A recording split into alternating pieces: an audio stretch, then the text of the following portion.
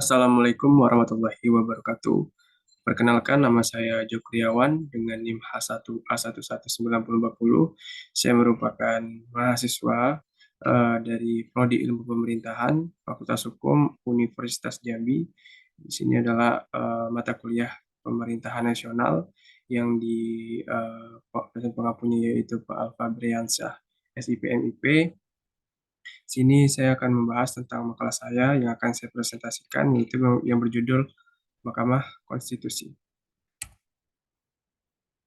Dari rumusan masalah dan tujuannya, di mana rumusan masalahnya itu yang pertama, bagaimana pengertian dari Mahkamah Konstitusi, sejarah Mahkamah Konstitusi, dan bagaimana kedudukan serta kewenangan dari Mahkamah Konstitusi, serta bagaimana cara pengisian dan pemberhentian hakim pada Mahkamah Konstitusi. Dan sini untuk mengetahui apa itu dimaksud dengan Mahkamah Konstitusi, latar belakang berdirinya Mahkamah Konstitusi, dan tugas dari fungsi Mahkamah Konstitusi, serta analisa dari Mahkamah Konstitusi. Sini saya menjelaskan bahwa Mahkamah Konstitusi Republik Indonesia dibentuk melalui perubahan ketiga Undang-Undang Dasar 1945 yang diatur dalam pasal 24 ayat 2, pasal 24C dan pasal 7B Undang-Undang Dasar 1945. Kemudian dibentuk undang-undang yang mengatur tentang Mahkamah Konstitusi, yaitu Undang-Undang Nomor 24 Tahun 2003 tentang MK ini. Dan Mahkamah Konstitusi ini merupakan salah satu lembaga yudikatif, lembaga peradilan yang bertanggung jawab untuk menafsirkan dan menguji konstitusionalitas undang-undang dan peraturan pemerintah dalam sebuah negara. Dalam Undang-Undang Nomor 24 Tahun 2003, Pasal 2 dan 3 disebutkan bahwasanya Mahkamah Konstitusi ini berkedudukan di Ibu Kota Negara Republik Indonesia sebagai salah satu lembaga negara yang melakukan kekuasaan kehakiman yang merdeka untuk menyelenggarakan peradilan guna menegakkan hukum dan keadilan. Dalam konteks ketatanegaraan, Mahkamah Konstitusi dikonstruksikan pertama sebagai pengawal konstitusi yang berfungsi menggerakkan keadilan konstitusional di tengah kehidupan masyarakat.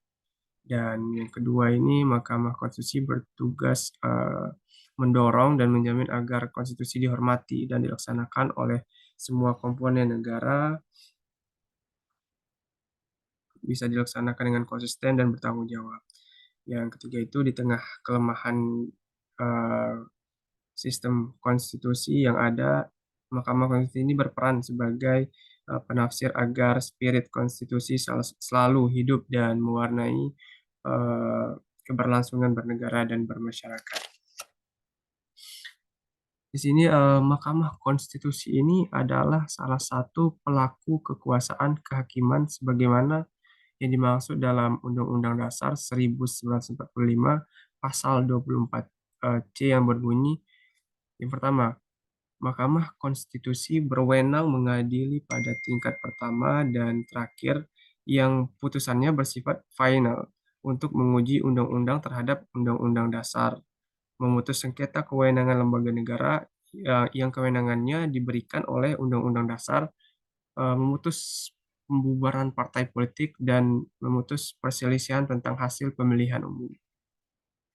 Dan selanjutnya ini Mahkamah Konstitusi wajib memberikan putusan atas pendapat Dewan Perwakilan Rakyat mengenai dugaan pelanggaran oleh Presiden dan Wakil Presiden menurut Undang-Undang Dasar. Mahkamah Konstitusi mempunyai 9 orang anggota hakim konstitusi yang ditetapkan oleh Presiden, diajukan masing-masing 3 orang oleh Mahkamah Agung, 3 orang oleh Dewan Perwakilan Rakyat, dan 3 orang oleh Presiden. Dan ketua dan wakil ketua Mahkamah Konstitusi ini dipilih dari dan oleh Hakim Konstitusi. Hakim Konstitusi harus memiliki integritas dan kepribadian yang tidak tercela, adil, negarawan yang menguasai konstitusi dan ketatanegaraan, serta tidak merangkap sebagai pejabat negara.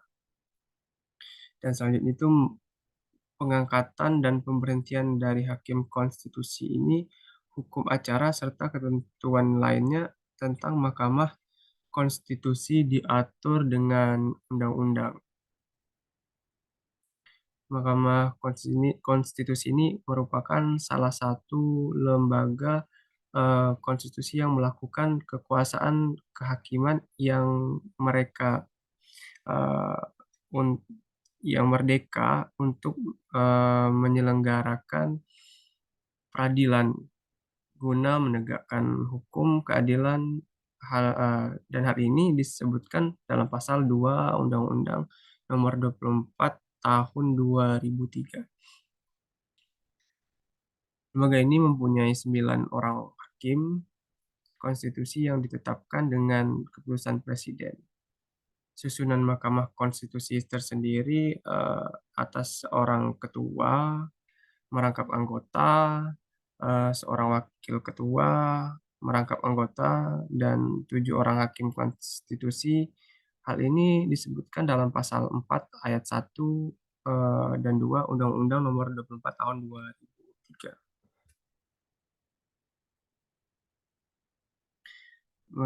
Baik, di sini pun adanya Mahkamah Konstitusi Republik Indonesia ini melalui perubahan ketiga Undang-Undang Dasar 1945 yang diatur dalam pasal 24 ayat 2, pasal 24C, dan pasal 7B Undang-Undang Dasar 1945. Kemudian dibentuklah undang-undang yang mengatur tentang Mahkamah Konstitusi, yaitu Undang-Undang Nomor 24 Tahun 2003 Mahkamah Konstitusi, tentang Mahkamah Konstitusi tersebut. Dari pembentukan Mahkamah Konstitusi Republik Indonesia dapat dipahami dari dua sisi, yaitu dari sisi politik ke sisi hukum. Dari sisi politik ini, ketatanegaraan keberadaan Mahkamah Konstitusi diperlukan untuk mengimbangi kekuasaan pembentukan undang-undang yang dimiliki oleh DPR dan Presiden.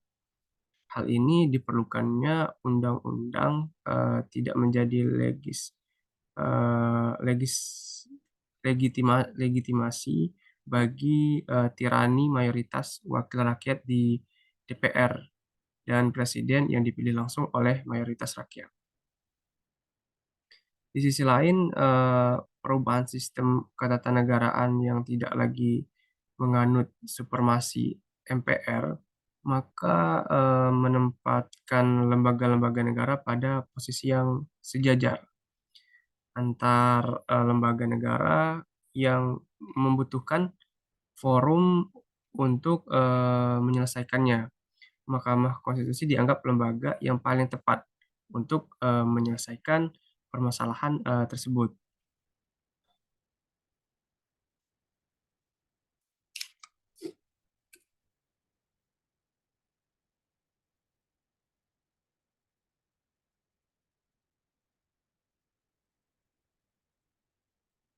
Baik, lanjut kepada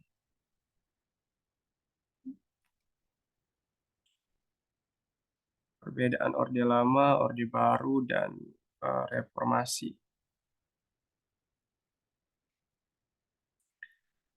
Orde Lama adalah masa di mana negara Indonesia dipimpin oleh Presiden Soekarno. Masa ini adalah masa di mana negara Indonesia menjadi negara merdeka dan masih melakukan perperangan dengan negara Belanda. Orde Baru adalah sebuah masa di mana negara Indonesia dipimpin oleh Presiden Soeharto. Masa ini di mana Indonesia mulai melakukan pembangunan dan meningkatkan perekonomian negara. Dan sedangkan reformasi adalah masa di mana negara Indonesia mulai menjalankan demokrasi secara adil dan menjalankan secara segala peraturan yang ada di undang-undang dengan benar. Eee, Adapun Orde Lama, kebijakan ekonomi yang dijalankan lebih ke arah sosial ataupun, komunis. Yang pertama itu, pada masa ini pemerintah lebih memfokuskan pada pembangunan infrastruktur dan politik, berdiri sendirinya. Yang kedua, tingkat inflasi sangat tinggi. Hal ini disebabkan Indonesia masih menjadi negara baru dan butuh penyesuaian di mana-mana. Yang ketiga, kualitas sumber daya manusia sangat terbatas karena pendidikan di masa ini, belum belum merata. Dan yang keempat itu, Orde Lama ini mengalami 2 pergantian sistem pemerintahan dan konstitusi. Yang terakhir yaitu yang kelima, Orde Lama ini berlangsung pada 1945 sampai 1965. Pada Orde Baru, yang pertama ini kebijakan ekonomi yang dijalankan bersifat terbuka dan berhaluan liberal atau kapitalis. Yang kedua ini, pada masa, ini pemerintahan lebih memfokuskan, pada perekonomian negara. Dan yang ketiga ini, tingkat inflasi menurun dan bangsa asing melakukan investasi ke Indonesia. Yang kelima itu, kualitas sumber daya manusianya menjadi lebih baik karena pendidikan telah merata di Indonesia. Nah, pada masa reformasi ini, pertama itu pemerintah berganti sebanyak 5 tahun, demokrasi lebih ditegakkan, aspirasi masyarakat jauh lebih ditegakkan, tingkat inflasi bisa dibilang stabil, dan terjadi pembaharuan undang-undang, dan intensi, negara atau badan, usaha milik negara menjadi lebih dapat bekerja secara, maksimal. Juga pers menjadi lebih bebas dalam menyampaikan, berita atau, gagasan.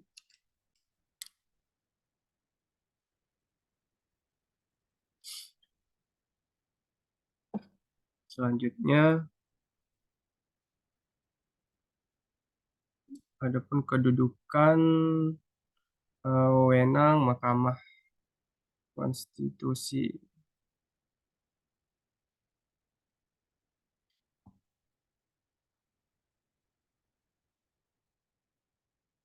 Dari, pengisian dan pemberhentian hakim Mahkamah Konstitusi ini, eee, pengisian hakim di Mahkamah Konstitusi,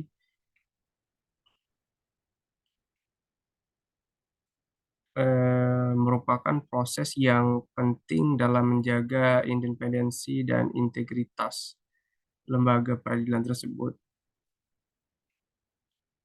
Di mana nih ada, beberapa poin penting yang perlu dipahami tentang proses pengisian dari hakim di Mahkamah Konstitusi. Kriteria pengisian hakim ini, MK mengacu pada ketentuan pasal 24B ayat 2 Undang-Undang Nomor 24 Tahun 2003 tentang Mahkamah Konstitusi dalam menentukan kriteria hakim yang akan diangkat.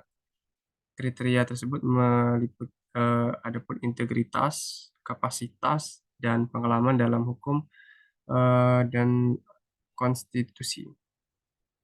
Proses seleksinya itu pun hakim dari MK ini dilakukannya oleh tim seleksi hakim atau disebut TSH yang dibentuk oleh Dewan Perwakilan Rakyat. TSH ini akan melakukan tahapan seleksi mulai dari pendaftaran, verifikasi berkas, uji tulis, uji kepatutan dan kelayakan hingga wawancara. Setelah itu, TSH ini akan menyerahkan hasil seleksi DPR untuk dilakukannya tahapan pemilihan hakim dari MK. Yang ketiga ini, pemilihan hakim MK, DPR melakukan pemilihan hakim, MK berdasarkan rekomendasi TSH dan dengan persetujuan Presiden pasal 24B ayat 4. Undang-Undang Nomor 24 Tahun 2003 menyebutkan nih bahwa hakim dari Mahkamah Konstitusi ini diangkat oleh presiden atas persetujuan DPR. Dan masa jabatannya itu hakim adalah 5 tahun dan dapat dipilih kembali hanya satu kali, pasal 24 ayat 3 Undang-Undang Nomor 24 Tahun 2003 yang menyebutkan bahwa hakim dari MK dapat diangkat kembali setelah masa jabatan berakhir tetapi tidak dapat dipilih kembali untuk periode yang ketiga kalinya, hanya 2 periode. Yang kelima ini pentingnya independensi dan integritas. Proses pengisian hakim di MK ini sangat penting dalam menjaga independensi dan integritas lembaga peradilan tersebut. Kriteria dan proses seleksi yang ketat dapat memastikan bahwa hakim yang terpilih ini orang yang memiliki kualifikasi dan integritas yang tinggi dalam melakukan tugasnya. Hakim dari Mahkamah Konstitusi harus bersikap bersikap independen dan tidak dipengaruhi oleh kepentingan publik atau kepentingan pribadi.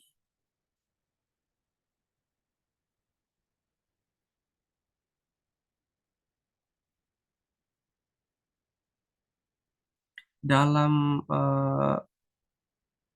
pemberhentian pemberhentian hakim ini dalam pemberhentian hakim Mahkamah Konstitusi ini perlu diperhatikannya yang pertama nih Komisi Yudisial harus diberikan kewenangan untuk menjaga dan menegakkan keluhuran martabat serta perilaku hakim.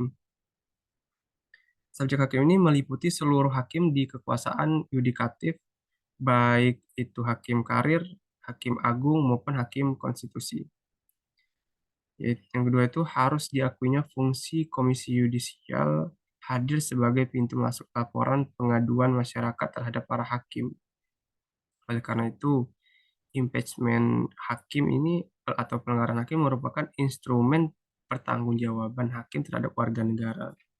Maka sudah eh, seyogyanya mekanismenya melibatkan lembaga perwakilan rakyat sebagai eh, representasi publiknya. Dalam hal ini, mekanisme wajib melibatkan DPR, DPD sebagai lembaga publik. Mekanisme seperti ini tidak lain untuk menjamin konsistensi model uh, impeachment hakim. Artinya, jika sistem pengangkatannya melibatkan parlemen, maka sudah seharusnya proses pemberhentiannya juga melibatkan parlemen. Dan yang ketiga ini setelah melewati proses di parlemen, hakim dibentuknya secara administratif seremonial oleh presiden selaku kepala presiden.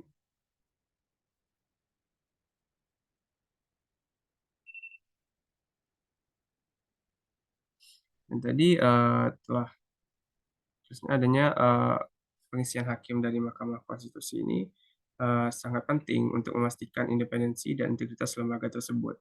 Hakim yang diisi harus memenuhi kualifikasi dan persyaratan yang diperlukan secara memiliki integritas dan independensi yang tinggi. Hal ini bertujuan untuk ya memastikan bahwa keputusan yang diambil oleh Mahkamah Konstitusi ini bersifat objektif dan tidak berpengaruh oleh kepentingan publik atau kepentingan lainnya. Nah, di sini dari wewenang tadi saya sebutkan bahwa yang pertama itu dia menguji undang-undang uh, terhadap undang-undang dasar dan juga memutuskan sengketa kewenangan lembaga negara yang kewenangannya diberikan oleh undang-undang dasar. Dan yang ketiga itu memutuskan adanya pembubaran partai politik. Dan yang terakhir itu memutuskan perselisihan tentang hasil pemilihan umum jika adanya suatu keganjalan dan hal-hal lainnya.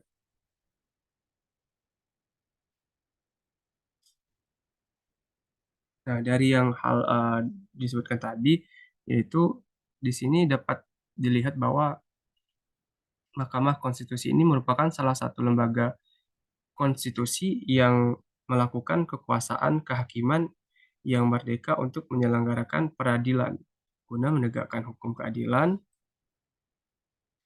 Eee, Hal ini yang disebutkan dalam pasal 2 Undang-Undang Nomor 24 Tahun 2003. Dan yang kedua ini dari era pemerintahan Orde Baru adalah yang terpanjang sejak, Indonesia merdeka. Masa pemerintahan yang cukup panjang tersebut turut, memberikan kontribusi besar terhadap, pemantapan lembaga keimigrasian. Walaupun dalam pelaksanaannya mengalami beberapa kali pergantian induk organisasi. Orde Lama dalam sejarah politik Indonesia merujuk, kepada masa pemerintahan Soekarno yang berlangsung dari 1959 hingga 1966, yaitu demokrasi terpimpin. Era reformasi atau era pasca Soeharto ini di Indonesia dimulai pada 1998, tepatnya saat kejatuhannya Soeharto. Presiden Soeharto mengundurkan diri pada 21 Mei 1998 dan digantikan oleh wakil presiden saat itu B.J. Habibie. Dan, dapat, disimpulkan juga pengisian dari hakim ini, di Mahkamah Konstitusi sangat penting untuk memastikan yang tadi saya bilang independensi dan integritas lembaga tersebut.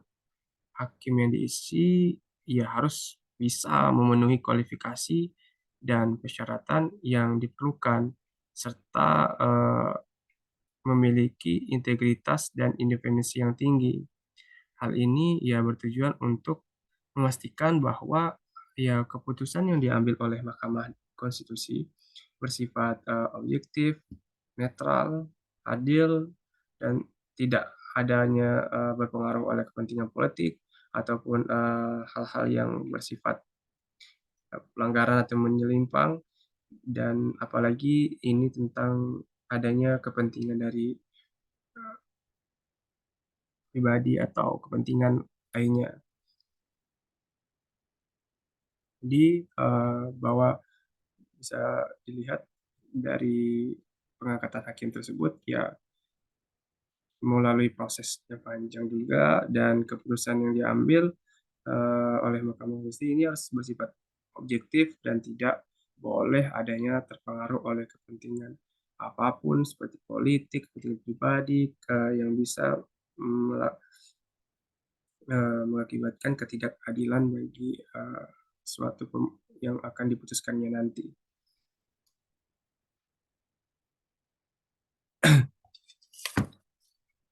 Baiklah, itulah presentasi dari saya, Joko Riawan, mengenai, Mahkamah Konstitusi, yang mana mata kuliah ini diampu oleh Bapak Alfabriansa, SIP, MIP, dari makalah tersebut dan, saya presentasikan dan saya mencoba untuk, menjelaskan,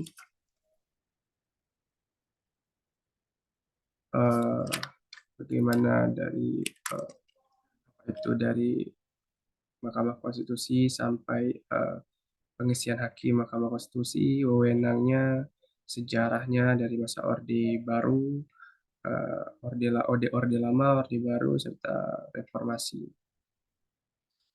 Sekian presentasi dari saya, jika ada kesalahan ataupun hal yang kurang berkenan, saya mohon maaf. Saya akhiri dengan wabillahi taufiq wal hidayah. Wassalamualaikum warahmatullahi wabarakatuh.